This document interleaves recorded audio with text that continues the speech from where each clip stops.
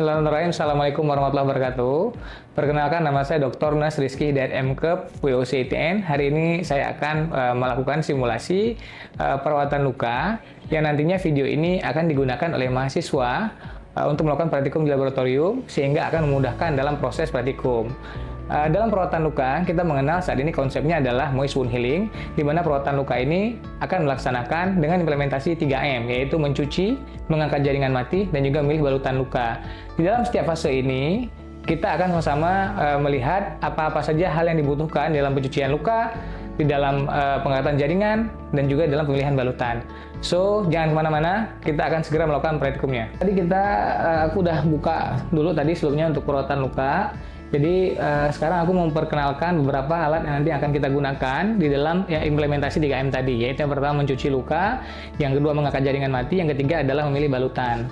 Nah, yang pertama adalah pencucian. Nah, dalam hal pencucian, kita itu selalu menggunakan cairan yang direkomendasikan untuk pencucian luka. Adapun cairannya itu ada beberapa, yaitu normal salin, terus ada PHMB, juga ada cairan-cairan antiseptik ya, dan juga penggunaan dari cairan non toksik. Nah, tapi hari ini yang kita gunakan adalah salah satunya yaitu normal salin ya. Terus juga kita menggunakan sabun cuci luka. Ini ada 2 sabun cuci luka yang bisa kita gunakan. Sabun cuci lukanya yang sudah kita persiapkan untuk kegiatan yang akan kita lakukan. Nah, selanjutnya setelah pencucian luka, kita akan melakukan pengangkatan jaringan mati. Jadi untuk pengangkatan jaringan mati sebenarnya itu ada 5 teknik yang bisa dilakukan.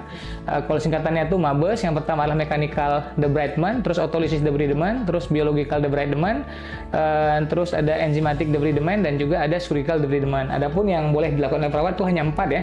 Jadi mechanical, terus autolysis, biological, dan juga enzymatic.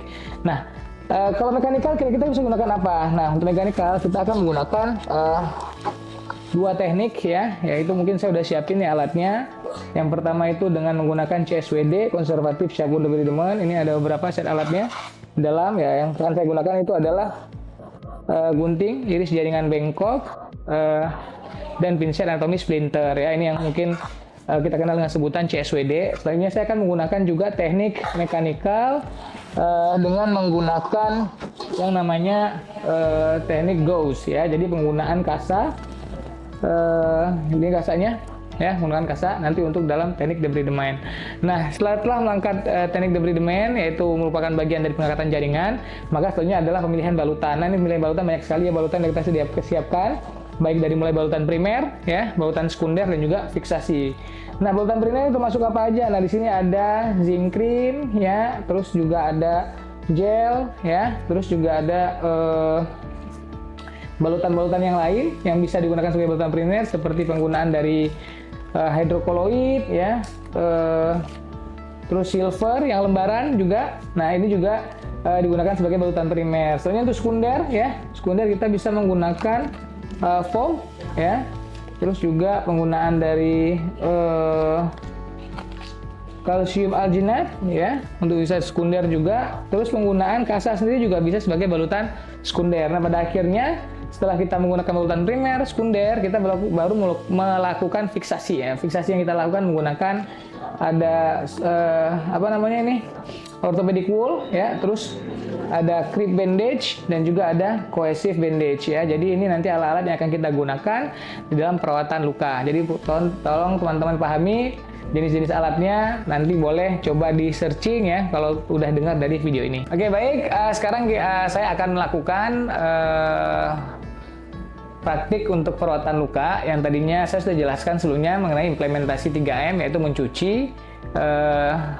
mengangkat jaringan mati, dan juga memilih balutan. Nah, tetapi sebelumnya ada tahap-tahap yang harus kita lakukan sebelum melakukan perawatan luka ini. Yang pertama, kita harus melakukan kontrak dulu dengan pasien ya, perkenalkan diri, dan juga melakukan komunikasi, sehingga nantinya proses perawatan luka yang akan kita jalankan itu akan sesuai dengan apa yang kita harapkan dan juga berjalan sesuai dengan keinginan kita, sehingga pasien pun merasa nyaman dan juga proses perawatan luka akan sangat optimal. Ya, selamat pagi Pak. Pagi Pak. Ya, perkenalkan Pak, nama saya adalah Nas Rizky. Saya hari ini bertugas di ruangan ini dari mulai jam 8 sampai dengan jam 14 siang. Nah, hari ini saya akan melakukan penggantian balutan Pak pada Bapak. Tapi sebelumnya boleh saya konfirmasi dulu ya Pak. Benar Bapak namanya dengan Pak Rajali Pak? Ya, izin saya lihat gelang pengenalnya ya Pak. Tanggal lahirnya tanggal 12 bulan Maret tahun 1980. Benar ya Pak? Ya baik. Nah kalau begitu sebelumnya saya menjelaskan dulu Pak nanti apa yang akan saya lakukan. Jadi hari ini di dalam penggantian balutan ini mungkin saya akan menghabiskan waktu bersama Bapak kurang lebih 30 menit ya. Terus di dalam prosesnya nanti saya akan melakukan pencucian luka ya, terus juga pengangkatan jaringan mati dan juga pemilihan balutan. Nah untuk pencucian luka ini Pak saya akan melakukan untuk menghindari resiko luka Bapak ini semakin infeksi atau juga baunya berkurang ya, sehingga harus kita cuci lukanya Pak. Selanjutnya juga saya akan mengangkat jaringan mati. Nah ini kalau nanti kita lihat di luka Bapak ada jaringan yang mati atau jaringan yang tidak dibutuhkan lagi oleh tubuh Bapak, itu semua jaringannya harus kita buang sehingga tidak menghambat proses penyembuhan luka Bapak. Nah setelah yang terakhir saya akan melakukan pemilihan balutan. Nah balutan ini Pak yang saya pilih itu akan support untuk menciptakan suasana kelembaban sehingga nantinya ketika balutan yang diberikan pada Bapak tercipta suasana kelembaban sehingga akan support sekali untuk penyembuhan luka. Nah mudah-mudahan Bapak bisa bekerja sama ya Pak untuk dalam perawatan luka ini. Baik, terima kasih Pak. Baik, selanjutnya kita akan melakukan perawatan luka. Setelah tadi kita menjelaskan kepada pasien hal apa saja yang kita lakukan, tentunya kita sudah mempersiapkan peralatan untuk mencuci luka. Nah sebelumnya yang harus kita ingat di dalam proses melakukan implementasi perawatan luka, kembali saya ulangi tadi ada 3 tahap dilakukan. Pertama mencuci luka ya, terus melakukan pengangkatan jaringan mati dan juga pemilihan balutan. Tetapi kita tidak boleh lupa dalam melakukan perawatan luka ada hal yang paling penting kita lakukan adalah pengkajian luka. Nah untuk pengkajian luka ya ada 2 tahap yang kita lakukan. Yang pertama adalah pengkajian holistik, yang kedua adalah pengkajian luka. Nah untuk pengkajian holistik ini sendiri itu kita melakukan pemeriksaan secara menyeluruh ya, baik dari kondisi tanda-tanda vital pasien ya, apakah pasien dalam kondisi gawat daruratan ya atau tidak. Nah selanjutnya baru kita menanyakan penyebab terjadi luka, sudah berapa lama lukanya, dan juga ada nggak penyakit penyerta yang kira-kira menghambat penyembuhan luka. Nah selanjutnya setelah kita melakukan pengkajian menanyakan terkait pemeriksaan secara holistik tadi, setelahnya baru kita melakukan wound assessment ataupun pengkajian luka yang pada umumnya biasa kita menggunakan format pengkajian BWAT ataupun Bethesda Jensen Wound Assessment Tools ya, yang nanti bisa digunakan oleh teman-teman di dalam melihat kondisi luka pasien dan juga bisa melihat apakah kondisi lukanya dalam kondisi luka yang sulit untuk sembuh ataupun dengan waktu yang lama ataupun dengan waktu yang singkat. Nah selanjutnya saya sudah mempersiapkan alat pencucian luka ya, ini udah tadi ada dijelasin terkait cairan normal salin ya, terus juga menggunakan kasa ya, dan juga menggunakan sabun pencuci luka ya. Mungkin saya akan langsung melakukan implementasinya supaya kita tidak terlalu banyak kebingungan ya, karena proses terlalu lama yang dilakukan. Oke. Yang pertama adalah pada saat melakukan pencucian luka ya, atur jarak dari pencucian lukanya. Nah seperti ini ya, lihat ya, saya cuci lukanya tidak ya, saya tidak mencuci lukanya, tapi saya mencuci area lukanya terlebih dahulu ya. Oke, jadi cuci luka itu kita cuci luarnya dulu, area lukanya, baru cuci lukanya.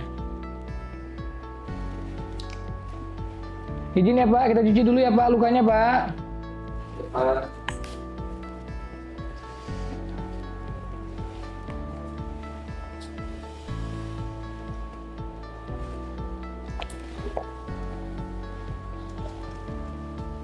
Ya boleh lihat ya area luka cuci.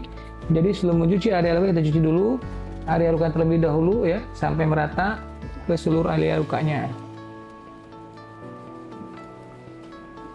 Ya boleh lihat saya tidak menyentuh area lukanya ya, karena memang pencuciannya itu di seluruh area luka dulu.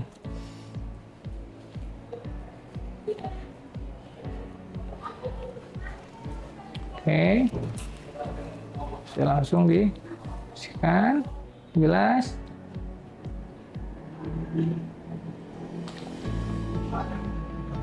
Oke, selanjutnya baru cuci area luka. Nah jangan lupa area lukanya dibasahi terlebih dahulu, dibilas terlebih dahulu, ya.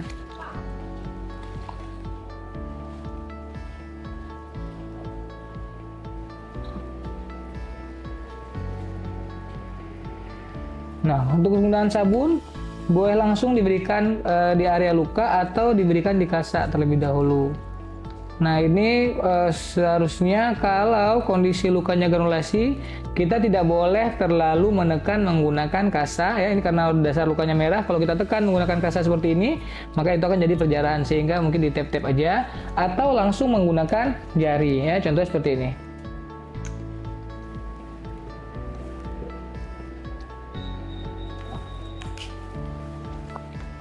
Nah, untuk membersihkan seluruh area lukanya. Ya.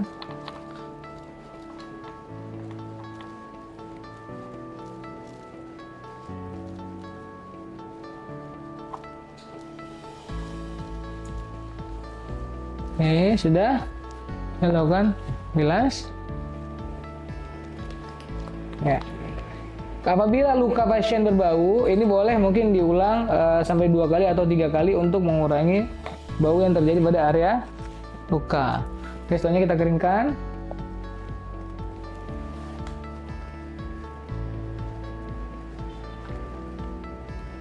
Ya, keringnya ya, lihat caranya keringkan. Saya nggak gosok gini ya, tapi saya melakukan tap-tap.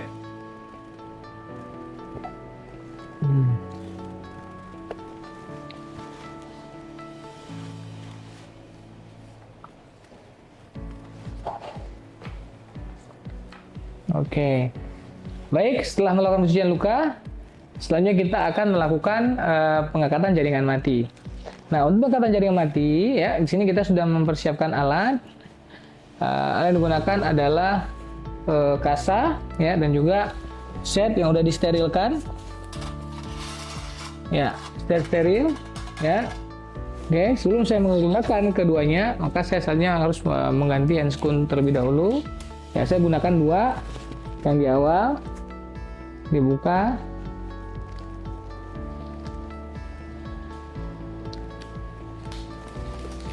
ya. Nah, setelahnya udah ganti handscoon, baru kita menggunakan gunting dan pinset. Nah, ini untuk saran saya untuk kepraktisan dalam melakukan pengangkatan jaringan, maka kita menggunakan yang namanya pinset anatomi splinter. Ini pinsetnya ya, bisa digunakan untuk pengangkatan biofilm atau jaringan mati. Itu lebih mudah karena jenis dari pinset ini tuh ujungnya kecil tapi tidak ada giginya ya.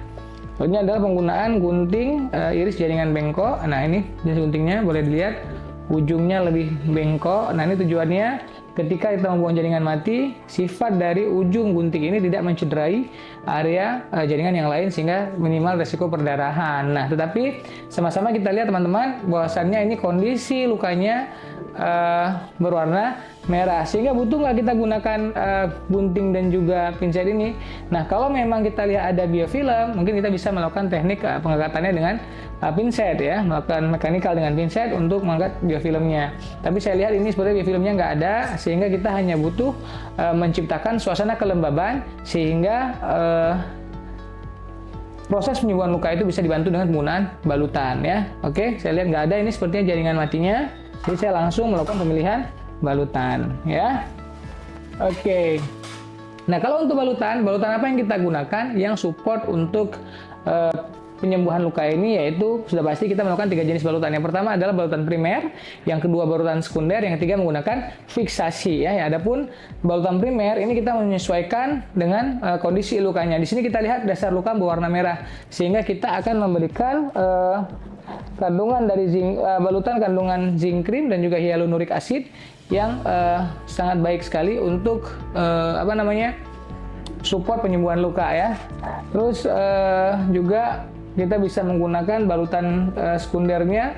Adapun itu karena lihat dasar luka warna merah, kita menggunakan alginate. Nah, saat ini saya akan menggunakan balutan primer, yaitu zinc cream berwarna merah untuk menutup area lukanya.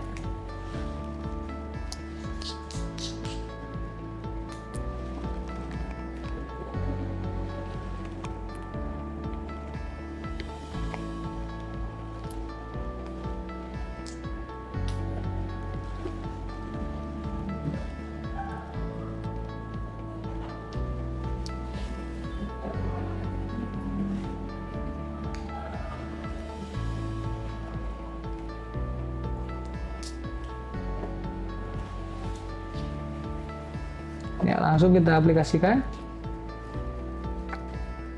Ini kancing krim. Kalau nanti teman-teman melihat luka yang benar ya, lukanya yang benar, mungkin lebih baik teman-teman itu menebalkan zinc rimnya. Ini karena memang pada pantom, jadi saya nggak menebalkan zinc rimnya ya, tapi cukup menutupi seluruh area luka. Oke, selanjutnya udah selesai balutan, kita pindahkan ini tempatnya ya ke bawah. Oke, selanjutnya adalah kita menutup luka dengan balutan primer ya. Ada balutan primer di sini. Karena melihat dasar lukanya berwarna merah, saya akan memilih penggunaan dari kalsium alginat ya.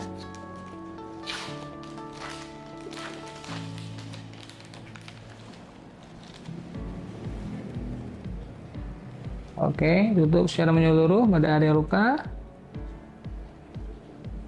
Selanjutnya baru saya menutup dengan menggunakan kasa.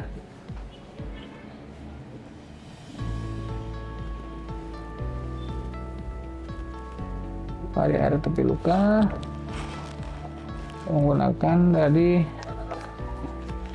fiksasi untuk yang ketiga ya, atau kita kenal dengan sebutan orthopedic wool. Ya, mungkin ini bisa dilihat oleh teman-teman bagaimana cara saya memasang orthopedic wool ya. Jadi nanti bisa menjadi referensi buat teman-teman kira-kira bagaimana cara masang balutan pada kondisi kaki pasien. Ya.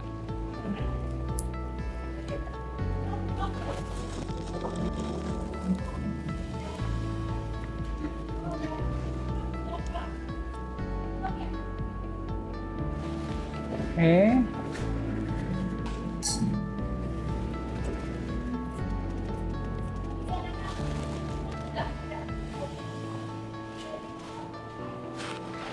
Selanjutnya kita menggunakan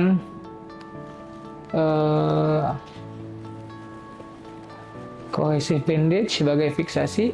Ya, ini juga mungkin bisa dilihat teman-teman bagaimana caranya memasang cohesive yang baik sehingga menciptakan rasa nyaman pada pasien ya.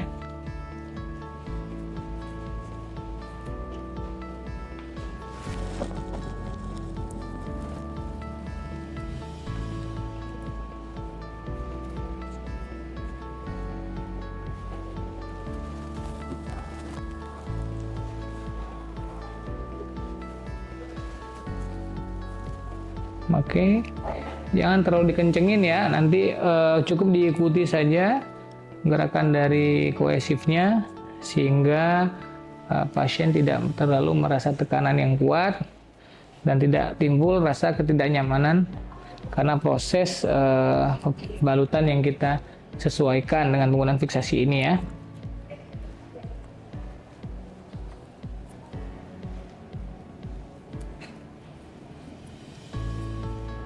Oke, nah upayakan di sini kita tidak menggunakan cantolan dari kohesifnya sendiri. Kenapa? Karena memang ini bendanya yang tajam ya, jadi terjadi resiko pasiennya mengalami permasalahan luka. Jadi selanjutnya kita harus menggunakan barang seperti fiksasi, menggunakan adhesif untuk membantu merekat fiksasi yang sudah kita pilih ya.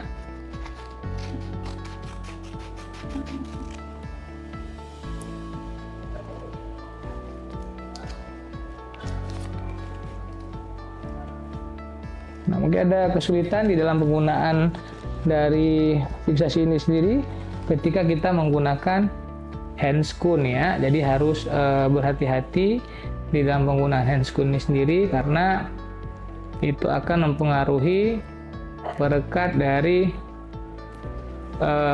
adhesifnya ini sendiri ya. Oke, selanjutnya yang terakhir apa yang kita lakukan? Kita menggunakan fiksasi yang terakhir yaitu cohesive bandage ya. Ini adalah cohesive bandage, ini yang tadi kita gunakan. Nah, ini akan membantu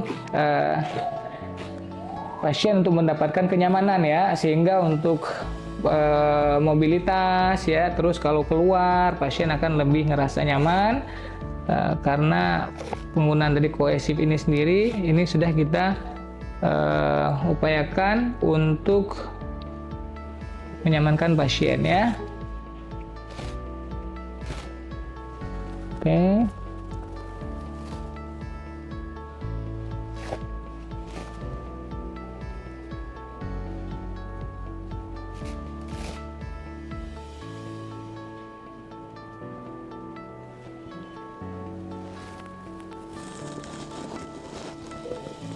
Nah, jangan terlalu dikencengin seperti tadi ya, karena ini sudah ada kompresinya. Jadi cukup dipasang saja sehingga pasiennya merasa nyaman ya. Oke. Ya.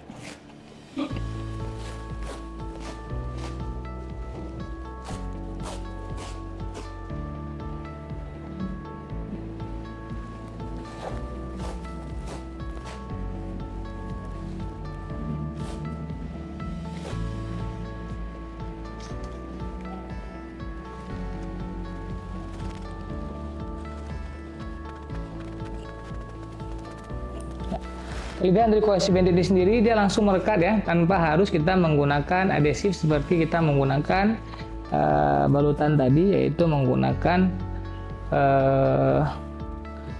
grip bandage ya. Oke. Baik. Jadi inilah teknik perawatan luka yang sudah kita lakukan. Yang pertama tadi sudah melakukan pencucian luka, yang kedua kita sudah mengangkat jaringan mati, walaupun tadi kebetulan memang dari luka pasien tidak jaringan mati, tapi sudah diperkenalkan alat bisa digunakan. Dan yang terakhir adalah pemilihan balutan yang terdiri dari balutan primer, sekunder, dan fiksasi. Yang kebetulan untuk fiksasinya tadi kita untuk balutan primer kita menggunakan zinc cream dan juga hyaluronik acid karena kebetulan dasar lukanya berwarna merah. Terus kita menggunakan juga balutan sekundernya itu menggunakan kalsium alginat yang mampu menghentikan perdarahan.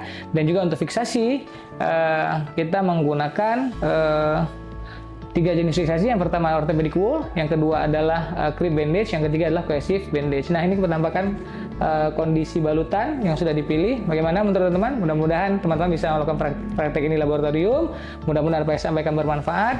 Kebetulan saya menjelaskan kenapa Pak banyak sekali balutan digunakan ya, karena kita memang sekarang menjalani perawatan luka dengan konsep perawatan luka modern atau dikenal dengan konsep moist wound healing. Sehingga kita harus menciptakan suasana kelembaban dengan pemilihan balutan yang sesuai untuk menciptakan suasana kelembaban sehingga proses penyembuhan luka akan terjadi sesuai dengan harapan kita. Mungkin itu aja yang bisa saya sampaikan. Lebih dan kurang pasti milik saya. Sempurnanya hanya milik yang Maha Kuasa. Usikum wa nafsi bittaqallah. Assalamualaikum warahmatullahi wabarakatuh.